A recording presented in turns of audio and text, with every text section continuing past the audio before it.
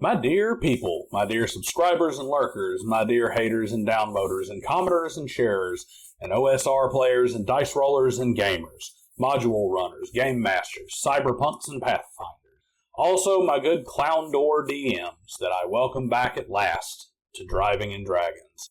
I don't know half of you half as well as I should like, and I like less than half of you half as well as you deserve, but I can also say that half of you are doing it wrong and the other half are doing it half as right as you should. That's enough Bilboing around. This is Driving in Dragons, Daniel, and today we look at how you are doing it wrong when it comes to game balance. On the Z, we are finishing up the EGR Valve Delete and installing the new plate. Then I will move on to the subject of many a meme. They say, back in the day, owner's manuals showed us how to adjust the valves. Today, it has a warning not to drink the battery yet. Well, we're going to be doing just that, adjusting the valves. I pulled the valve cover to paint it, and I went to adjust the lifters so I can get that incessant valve chatter under control before it deals any real damage to the valve train. As you can maybe tell by the intro, I'm in a little bit of a J.R.R. Tolkien frame of mind. I randomly joined the Lord of the Rings space on X last night and had a blast talking to some podcasters who were actually Tolkien fanatics on the same level as my younger self.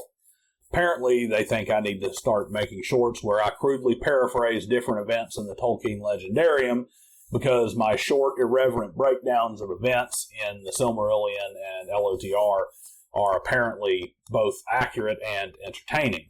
The only real problem is I think that would go best with some kind of crappy stick figure animation, and even that is beyond my animation abilities. Man must know his limitations.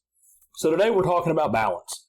More precisely, what everyone, including a lot of game designers, get wrong when it comes to balance in a tabletop role-playing game. I would go so far as to say that every current WotC designer should watch this and then halt the presses before 5.5e drops, because I guarantee that this is a fundamental flaw that is present in the new rollout of Dungeons & Dragons. And actually, we've already seen some proof of that with stupid stuff like making it even easier for wizards to change out spells, bringing them closer to being a spontaneous caster, which is just stupid because it's, why take something that's already incredibly versatile and extraordinarily powerful, make it even more versatile, and just shit all over your spontaneous casting classes at the same time. But that's for another video. So what is the flaw? The horrible mistake that so many players, GMs, and designers make when they're trying to balance things in a TTRPG. They balance the wrong things against each other, mainly by thinking about it in video gamey terms, in particular MMORPG terms, where it's kind of a key thing to make sure that all of the characters, the different character classes, are balanced against each other from start to finish and predominantly in the end game. And that's not really what you need, because TTRPGs are not played solo. They're not played generally are not played solo. They're not played as an individual thing, and you are not competing with the other characters. This can be seen in 5e particularly, where action economy has become the determining factor in the effectiveness for friend and foe alike, and the challenge rating system is basically useless. The fundamental issue with a lot of modern games, both on the game design level and the individual table level, is that we try to balance each character against the other characters, striving to ensure that a 5th level wizard is roughly equivalent in overall ability to a 5th level cleric or a paladin, so that all players have roughly equal power in the game. This is a serious failing, as balance in a TTRPG isn't about individual characters, it's about the synergy of the group against the challenges presented. Each character should serve their role as a part of an effective whole, not balanced against each other, but balanced to the needs of the party in their role against an adequate challenge.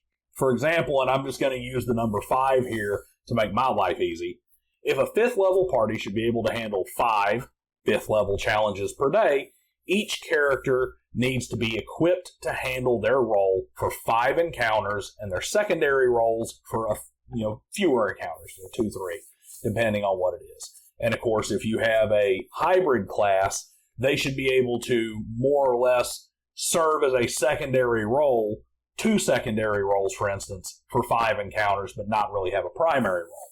For instance, a fighter should have enough hit points to get through 5 fights with as long as he's well supported. His damage output should be such that he can finish the fights with the use of roughly a fifth of the resources the party has. A healer should have the healing needed to keep everyone alive through 5 encounters. An offensive spellcaster should have sufficient offensive magic to enter the fifth encounter with at least a few of their more effective spells remaining. And a support character should have the ability to ensure that with bad rolls, the others can still get through 5 encounters, and with normal rolls, maybe they can squeeze out a 6th or a 7th encounter. It's obviously a little more complicated than that, a lot more complicated depending on the system you're running, but it is enough for a game master to simply keep that thought in mind. Yes, you don't want anyone feeling left out at your table because one player got the good loot and others not so much. But at the same time, it is very important when introducing new abilities, powers, and resources to the party dynamic that you approach it not from a what does this character have compared to other characters perspective, but from a what does the party now have compared to the world around them and the challenges facing them perspective. A prime example is an item in 3.5 edition Dungeons & Dragons called the Healing Belt. A rather innocuous and unobjectionable item. It's a belt, costs 750 gold, it adds +2 to all heal checks made by the wearer. But it also comes with 3 charges per day. 1, 2, or 3 charges heal 2d8, 3d8, or 4d8 respectively. That doesn't sound bad on its face until you realize that the healing belt can easily be purchased by a second level character in terms of their average character wealth. That means that every character in the party can have the effective healing ability of roughly a 5th level cleric, which in turn frees the cleric up to spend his most potent spell slots on things like buffing the fighter with bull strength or bear's endurance, buffing himself into a second fighter with the same spells, or otherwise buffing the party more than would otherwise be available because now everybody can fill the cleric's role as a healer. If a party of 4 characters all have this inexpensive, low-level, unassuming magic item, they can cast what is effectively a Cure Moderate Wound spell as many times as 2 13th level clerics. This one item effectively eliminates the need for supplementary healing, and if enough characters have one, primary healing altogether. That is because this item was not balanced based on its impact on the party as a whole, but rather it was based on an individual character level where the designer said, well, 2d8 instead of 2d8 plus caster level like a cleric, and it's only 3 times per day max. So that makes it not outshine the party's 3rd level cleric while still being useful. And it ended up making an item that virtually every 3.5 edition character has on their sheet as soon as possible and often at character creation. This is part of why I'm vehemently against the concept of the magic item shop. And I'm using that as a euphemism for any such mechanic whereby the players can easily outfit themselves between adventures with very little limitation. You, as the game master, must control the party's overall abilities as a group, thinking of the party as a single entity, like Voltron, or a Megazord for you millennials out there. All abilities support the group as a whole, and when you give the solo that Militech railgun that ignores armor, you have to take into account that you just freed up the medtech to prepare 1 less round of healing drugs and to instead put those resources into a reflex-enhancing drug that in turn allows the nomad to take an extra action at the top of the initiative order because she's on her motorcycle. So maybe the medtech doesn't need an equivalent item like, say, a tranquilizer gun so she can drug the target of that railgun from 500 yards away. And perhaps it isn't the best idea to give the nomad schematics for a bike-mounted autocannon so she can add another attack on top of the additional action she got from the medic's drug. It seems a little harsh to say it, but the solo did not get a railgun. The party got a railgun. The fighter did not get a +2 Vorpal sword. The party got a +2 Vorpal sword. Or at least the party got the ability to ignore armor or eliminate an enemy on a critical hit. So yeah, you want everyone to get goodies, but you have to do one of two things. Either you have to make the goodies a little less potent so the party as a whole stays in balance with your challenges, or B, you give everyone equal goodies that are level appropriate, jack the difficulty up so that it is challenging, but even the tiniest screw up becomes a TPK, and then come back here to complain in the comments section about how OP this is, or how higher level games are balance nightmares, or how you can't challenge the party without screwing them over on the first bad roll.